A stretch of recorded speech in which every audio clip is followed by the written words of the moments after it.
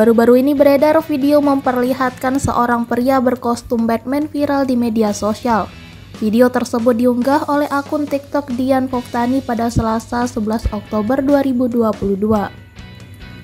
Dalam video terlihat seorang pria mengenakan kostum superhero Batman lengkap berjalan menuju sepeda motor yang besar. Terlihat sepeda motor besar tersebut berlogo Batman. Pria itu menghidupkan motor itu yang merupakan mesin mobil berkapasitas 1300 cc.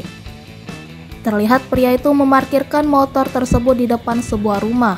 Sontak setelah video tersebut diunggah menuai berbagai komentar dari warganet.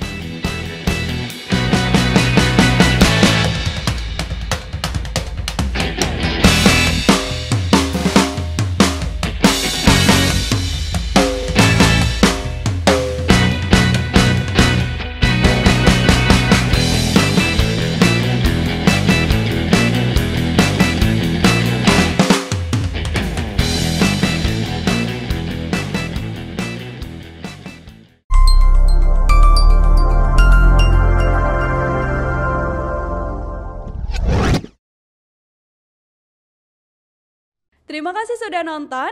Jangan lupa like, subscribe, dan share ya.